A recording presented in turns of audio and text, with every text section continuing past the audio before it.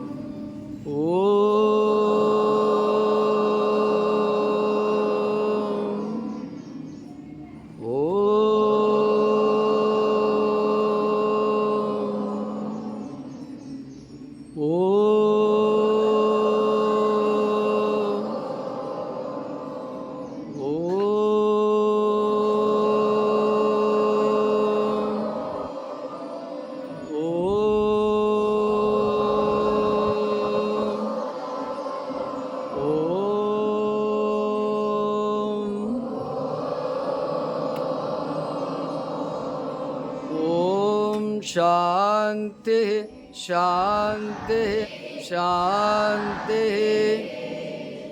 ಈಗ 8 ಸಲ ಹೇಳಬೇಕು ಮನೇಲಿ. ಇದೆ ಬೆಳಿಗ್ಗೆ ಸಂಜೆ 1 ಗಂಟೆ ಧ್ಯಾನ ಯೋಗ ಮಾಡೇ ಮಾಡ್ತೀನಿ. ಹೇಳಿ, 8 ಸಲ ಹೇಳಿ.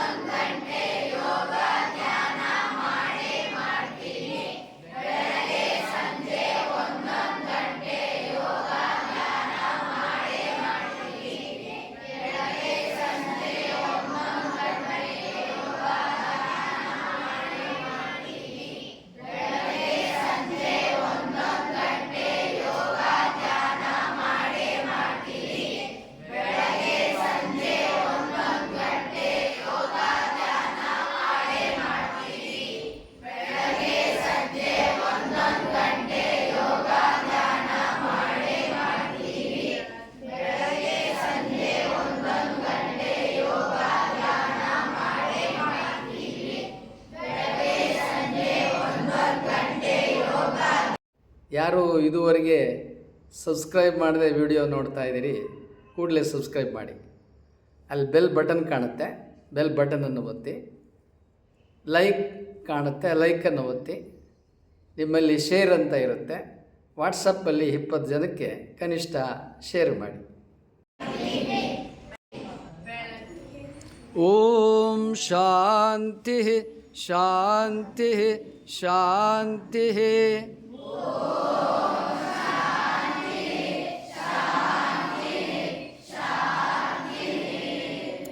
ಪ್ರಾಯೋಗಿಕವಾಗಿ ಇದರ ಪರಿಣಾಮ ಏನಾಗುತ್ತೆ ಹೇಳ್ತೀನಿ. ನೀವು ಬೆಳಿಗ್ಗೆ ಸಂಜೆ ಹೀಗೆ ಓಂಕಾರವನ್ನು ಹೇಳಿ ಈ ರೀತಿ ಹೇಳಿಕೊಂಡು 1 ಗಂಟೆ ಯೋಗಾಭ್ಯಾಸ ಮಾಡಿದರೆ ನಿಮ್ಮ ಮನೆಯಲ್ಲಿ ಪರಿವರ್ತನೆ ಆಗುತ್ತೆ. ನಿಮ್ಮ ತಂದೆ ತಾಯಿಯ ಮನಸ್ಸಿನಲ್ಲಿ ಪರಿವರ್ತನೆ ಆಗುತ್ತೆ. ನಮ್ಮ ಹುಡುಗ ಬರೀ ಗುಡ್ಡಲ್ಲ, ಬೆಸ್ಟ್. ನಮ್ಮ ಮನೆ ಮಗ ಬೆಸ್ಟ್. ನಿಮ್ಮ ತಂದೆ ತಾಯಿಗಳು ನಿಮ್ಮ ಬಗ್ಗೆ ಹೇಳ್ತಾರೆ. ಒಂದು ದಿನವೂ ನಿಮ್ಮ ತಂದೆ ತಾಯಿ ಬಯಲ್ಲ, ಹೊಡೆಯಲ್ಲ. ನಿಮ್ಗೇನು ಬೇಕು ನೀವು ಕೇಳಂಗಿಲ್ಲ, ಅವರೇ ತಂದು ಕೊಟ್ಬಿಡ್ತಾರೆ. ನಿಮ್ಗೇನು ಬೇಕಾಗಿರುತ್ತೆ ನಿಮ್ಮನ್ನು ಕೇಳದೆ ಅವರೇ ತಂದು ಕೊಡ್ತಾರೆ. ಆದರೆ ಕಡ್ಡಾಯವಾಗಿ ಬೆಳಿಗ್ಗೆ ಸಂಜೆ 1 ಗಂಟೆ ಧ್ಯಾನ ಮಾಡಬೇಕು. ಇಷ್ಟು ನೀವು 1 ತಿಂಗಳು ಮಾಡಿ ನೋಡಿ. ಶಾಲೆಯಲ್ಲಿ ನಿಮ್ಮ ಅಧ್ಯಾಪಕರು ಪಾಠ ಮಾಡುವಾಗ ಎಷ್ಟು ಇಂಟೆಲಿಜೆಂಟ್ ಆಗ್ತೀರಿ ನೀವೆಲ್ಲ ಅಂತೇಳಿದರೆ ಅವರೆಲ್ಲ ನಿಮ್ಮನ್ನು ಕೈ ಮುಗಿತಾರೆ, ಆನಂದಿಸ್ತಾರೆ.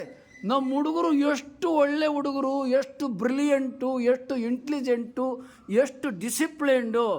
ಈ ವರ್ಷ ನಮ್ಮ ಶಾಲೆಯಲ್ಲಿ ಎಲ್ಲರೂ ಫಸ್ಟ್ ರ್ಯಾಂಕ್. ಬಂದುಬಿಡ್ತೀರ ನೀವು. ಭ್ರಮೆ ಅಲ್ಲ, ಕಲ್ಪನೆ ಅಲ್ಲ, ಟ್ರೂ ರಿಯಾಲಿಟಿ, ವಾಸ್ತವ. ಯಾಕೆ ಅಂದರೆ ನಿಮ್ಮಲ್ಲಿ ಮೆಮೊರಿ ಪವರ್ ಬರುತ್ತೆ, ಬುದ್ಧಿಶಕ್ತಿ ಚುರುಕಾಗುತ್ತೆ, ನಿಮ್ಮ ಮನಸ್ಸು ಸ್ಟಡೀಸ್ ಕಡೆ, ನಿಮ್ಮ ಕರ್ತವ್ಯದ ಕಡೆಗೆ, ನಿಮ್ಮ ಜವಾಬ್ದಾರಿ ಕಡೆಗೆ ಕರ್ತ್ಕೊಂಡೋಗುತ್ತೆ. ಇದು ಆಗೋದು ನಿಮಗೆ ಬೇಕು ಬೇಡ? ಮತ್ತು ನೀವು ಫಸ್ಟ್ ರ್ಯಾಂಕ್ ಬಂದರೆ ಎಷ್ಟೆಷ್ಟು ಗೌರವ ಸನ್ಮಾನ ಬರುತ್ತೆ ಗೊತ್ತಾ? ಮುಖ್ಯಮಂತ್ರಿಗಳು ಒಂದು ಹುಡುಗಿನ ಕರ್ಕೊಂಡು ಬಹುಮಾನ, ಸ್ಪೆಷಲ್ ಬಹುಮಾನ ಕೊಟ್ಟರು, ನೋಡಿದಿರಾ? ಅಷ್ಟೇ ಅಲ್ಲ, ನೀವೀಗ ಫಸ್ಟ್ ರ್ಯಾಂಕ್ ಬಂದರೆ ಪ್ರಧಾನಮಂತ್ರಿ ನಿಮ್ಮಂಥ ವಿದ್ಯಾರ್ಥಿಗಳನ್ನ ಕರ್ಕೊಂಡು ಜೊತೆಯಲ್ಲಿ ಊಟ ಮಾಡ್ತಾರೆ. ನೀವು ಫಸ್ಟ್ ರ್ಯಾಂಕ್ ಬಂದರೆ ಒಬ್ಬ ಪ್ರಧಾನಮಂತ್ರಿ, ಮುಖ್ಯಮಂತ್ರಿ, ರಾಜ್ಯಪಾಲರು ನಿಮ್ಮ ಜೊತೆ, ಅವ್ರು ನಿಮ್ಮ ಕೂರಿಸ್ಕೊಂಡು ನಿಮ್ಮ ಜೊತೆಯಲ್ಲಿ ಅವ್ರು ಊಟ ಮಾಡ್ತಾರೆ. ಮತ್ತು ಈ ಗೌರವ ನಿಮಗೆ ಬೇಡವಾ? ಈ ಪ್ರೀತಿ ನಿಮಗೆ ಬೇಡವಾ? ಮತ್ತು ಏನು ಕಷ್ಟನಾ ಯೋಗ ಧ್ಯಾನ ಮಾಡೋದು? ಏನಿಲ್ಲ, ಕೂತ್ಕೊಂಡು ಒಂದೊಂದು ಗಂಟೆ ಧ್ಯಾನ ಮಾಡಿ ಎಷ್ಟು ಸರಳ, ಎಷ್ಟು ಸುಲಭ ಅಲ್ವಾ? ಅಷ್ಟು. ಇದು ಮೊದಲನೇದು. ಎರಡನೇದು, ಯಾವ ರೋಗನೂ ಬರೋದು ಲೈಫ್ ಲಾಂಗ್. ನೀವು ಡಾಕ್ಟ್ರ್ ಹತ್ರ ಹೋಗುವಂಥ ಪ್ರಮೇಯ ಬರಲ್ಲ, ಯಾವ ರೋಗಗಳೂ ಬರಲ್ಲ. ಮೆಡಿಕಲ್ ಶಾಪು, ಡಾಕ್ಟ್ರು, ಈ ಲೈಫ್ ಲಾಂಗ್. ಉದಾಹರಣೆ ಕೊಟ್ಟನ ಇಲ್ಲ, ಸ್ವಾಮಿ ಶಿವಾನಂದರದು 127 ವಯಸ್ಸು, ಕೋಲಿಲ್ಲ ಪಾಲಿಲ್ಲ, ಆರಾಮಾಗಿ ನಡೀತಾರೆ, ಎಲ್ಲರಿಗೂ ಹೋಗಿ ಕಲಿಸ್ತಾರೆ. ನಿಮ್ಮ ಎದುರಿಗೆ ನಾವು ಇದ್ದೀವಿ, ಎಲ್ಲ ರೋಗವನ್ನು ವಾಸಿ ಮಾಡ್ತೀವಿ, ಅವರೆಲ್ಲ ಹೇಳಿದ್ದಾರೆ. ಅದರಿಂದ ಪ್ರತ್ಯಕ್ಷ ಸಾಕ್ಷಿಯಾಗಿ ಯೋಗ ಗುರುಗಳು ಭಾರತದಾದ್ಯಂತ ಇದ್ದಾರೆ, ಪ್ರಪಂಚದಾದ್ಯಂತ ಇದ್ದಾರೆ. ಈಗ ಮೋದಿನೇ ನೀವೆಲ್ಲ ನೋಡಿದಿರಿ, ಅವ್ರು ಎಂದಾರ ಕಾಯಿಲೆ ಅಂತ ಯಾವ್ದಾರು ಆಸ್ಪತ್ರೆಗೆ ಜಾಯ್ನ್ ಆಗಿದಾರ? ಸುದ್ದಿ ಕೇಳಿದ್ರ? ರೋಗ ಅಂತ ಎಲ್ಲರೂ ನೀವು ಅವ್ರ ಬಗ್ಗೆ ಕೇಳಿದ್ರೆ, ಅದೇ ಬೇರೆಯವರು ನೋಡ್ರಿ, ಅಲ್ಲಿ ಆಸ್ಪತ್ರೆಗೆ ಹೋದ್ರು, ಇಲ್ಲಿ ಆಸ್ಪತ್ರೆಗೆ ಹೋದ್ರು, ಆ ಆಸ್ಪತ್ರೆಗೆ ಹೋದ್ರು, ಹೊರದೇಶದ ಆಸ್ಪತ್ರೆಗೆ ಹೋದ್ರು ಸುದ್ದಿ ಕೇಳ್ತೀವಿ. ಮೋದಿ ಇಲ್ಲ. ಮತ್ತು ಎಷ್ಟು ಕೆಲಸ ಮಾಡ್ತಾರೆ? 3 ದಿವಸ ಉಪವಾಸ ಮಾಡ್ತಾರೆ. ಅಲ್ಲಿ ವಿವೇಕಾನಂದ ಕನ್ಯಾಕುಮಾರಿಯಲ್ಲಿ 48 ಗಂಟೆ ಏನೂ ಆಹಾರ ತಗೊಳ್ಳದೆ ಬರೀ ನೀರು ಕುಡಿದು. ಒಬ್ಬ ಪ್ರಧಾನಮಂತ್ರಿ ಹಿಂಗೆಲ್ಲಾದರೂ ಧ್ಯಾನ ಉಪವಾಸ ಮಾಡಿದ್ದನ್ನು ಪ್ರಪಂಚದಲ್ಲಿ ಕೇಳಿದ್ದೀರಾ?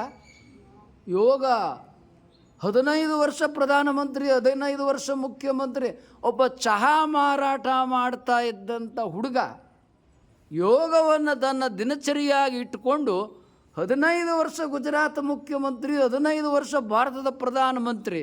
ನೀವು ಯೋಗ ಧ್ಯಾನ ಮಾಡಿ ನೀವು ಮುಖ್ಯಮಂತ್ರಿ ಆಗ್ಬೋದು, ನೀವು ಪ್ರಧಾನಮಂತ್ರಿ ಆಗ್ಬೋದು, ಏನು ಬೇಕಾದರೂ ಆಗ್ಬೋದು. ಇದು ಪ್ರಜಾಪ್ರಭುತ್ವ, ಡೆಮಾಕ್ರಸಿ.